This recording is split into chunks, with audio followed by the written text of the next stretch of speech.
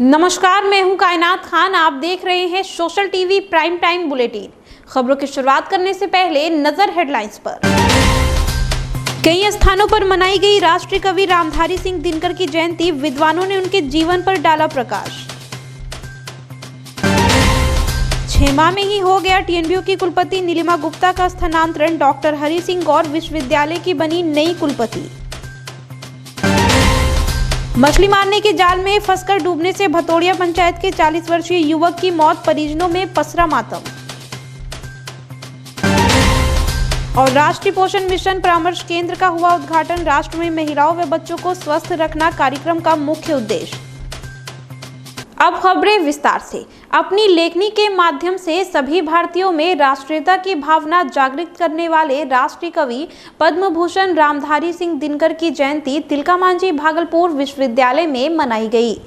तिलकामांझी भागलपुर विश्वविद्यालय की कुलपति नीलिमा गुप्ता एवं सभी पदाधिकारी ने रामधारी सिंह दिनकर के प्रतिमा पर माल्यार्पण किया। वहीं कुलपति ने अपने संबोधन में कहा कि टीएनबीयू के लिए काफी गर्व की बात है कि रामधारी सिंह दिनकर इस विश्वविद्यालय के कुलपति भी रहे थे और आज उनके जन्म दिवस पर हम सभी काफी खुश हैं और उन्हें याद कर रहे हैं।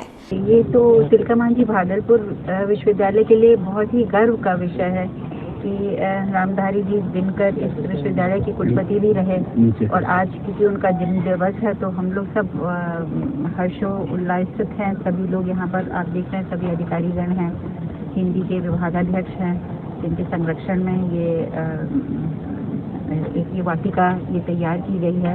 भगवान पुस्तकालय नया बाजार में भी भागलपुर जिला हिंदी साहित्य सम्मेलन द्वारा राष्ट्रीय कवि रामधारी सिंह दिनकर की जयंती पर एक कार्यक्रम का आयोजन किया गया। जयंती के अवसर पर professor doctor Bahadur Mishra, professor doctor Yogendra, professor doctor Madhusudan Jha, professor Rajeev Kant Mishra, Amod Kumar Mishra, doctor Anand Kumar Jha, कवि राजकुमार जी एवं स्वामी आगमानंद जी ने दीप प्रज्वलित कर कार्यक्रम का उद्घाटन किया। इस अवसर पर हिंदी साहित्य के विद्वानों ने दिनकर के व्यक्तित्व व कृतित्व पर प्रकाश डाला। तिलकामांझी भागलपुर विश्वविद्यालय की कुलपति प्रोफेसर नीलिमा गुप्ता का स्थानांतरण डॉक्टर हरि सिंह गौर विश्वविद्यालय सागर मध्य प्रदेश की नई कुलपति के रूप में हो गया है। नीलिमा गुप्ता ने तिलकामांझी भागलपुर विश्वविद्यालय को 6 माह दिए और मीडिया से बात करते हुए उन्होंने कहा कि ये 6 माह मेरे लिए बहुत ही सुखद रहा, बहुत ही एक्सपीरियंस रहा। यहाँ के लोगों में काफ़ी पोटेंशियल है। उम्मीद है कि इस पोटेंशियल को जगा कर रखेंगे।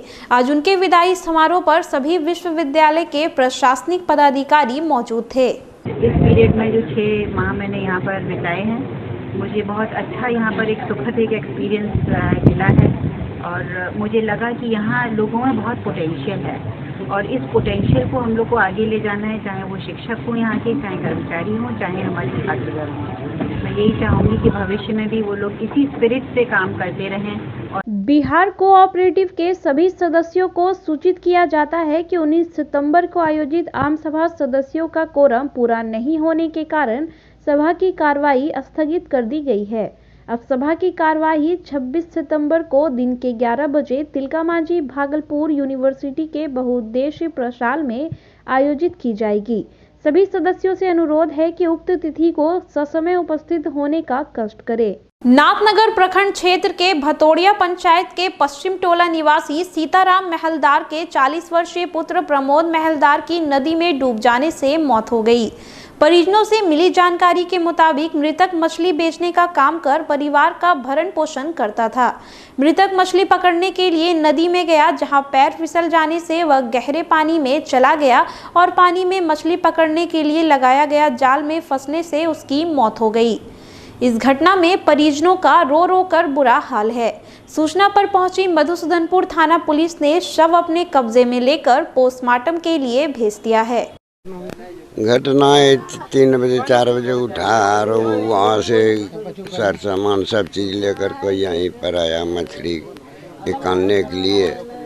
अकेले आया और उधर से एक ठो उधर से आया ही तो यहाँ करने के लिए दोनों भेंट वो नए है, यहाँ पर हैवे न किया तो खोजने लगा तो पानी में तर में जाल के तर में मंडी।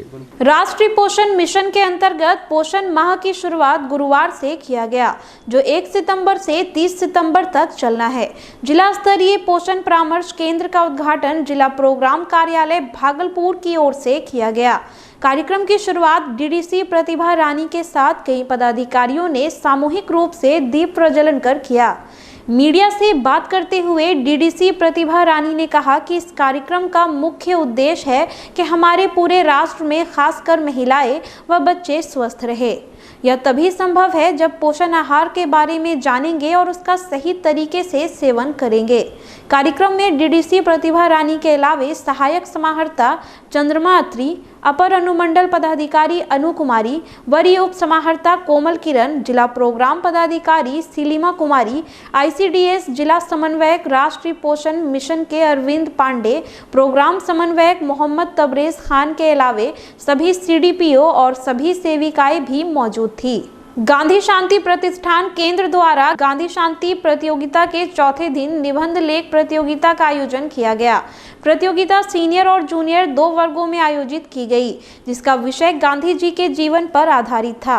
गांधी शांति प्रतिष्ठान केंद्र के कार्यक्रम में प्रभारी संजय कुमार ने प्रतिभागी छात्रों का उत्साहवर्धन करते हुए कहा कि छात्रों ने खासकर भाग लेने वाले स्कूलों ने गांधी के विचार को समझने की दृष्टि से अपनी भागीदारी देकर गांधी विचार के प्रति अपनी निष्ठा को प्रदर्शित किया है।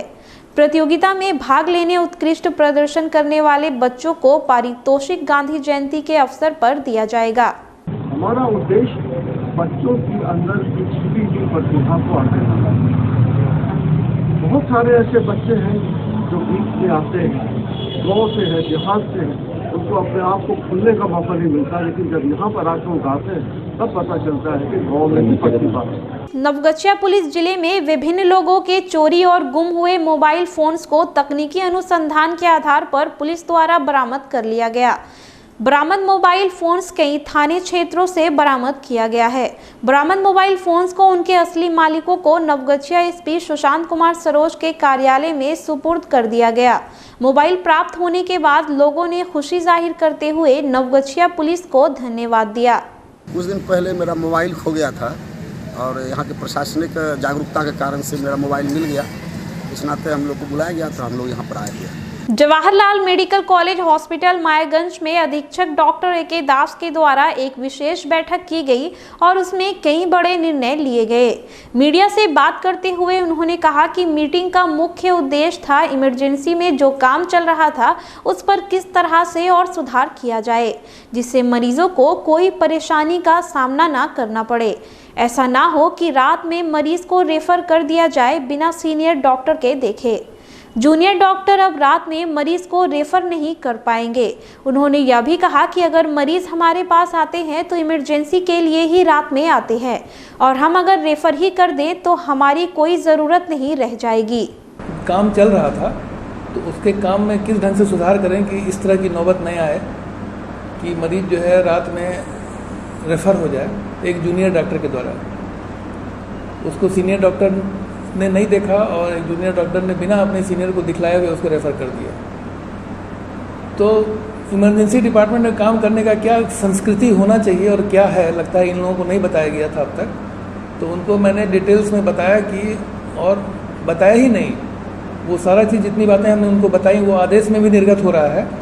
भागलपुर के जगदीशपुर प्रखंड के सभी 14 पंचायत में 29 सितंबर को होने वाले चुनाव को लेकर प्रशासन के द्वारा चाक चौबंद व्यवस्था किया जा रहा है। पहली बार बायोमेट्रिक सिस्टम से राज्य निर्वाचन आयोग के द्वारा प्रखंड के सभी 208 बूथों पर चुनाव कराए जाएंगे। शांतिपूर्ण, निष्पक्ष और भयमुक्त वातावरण में जिला प्रशासन के द्वारा चुनाव कराए जाने को लेकर लगातार कवायद की जा रही है।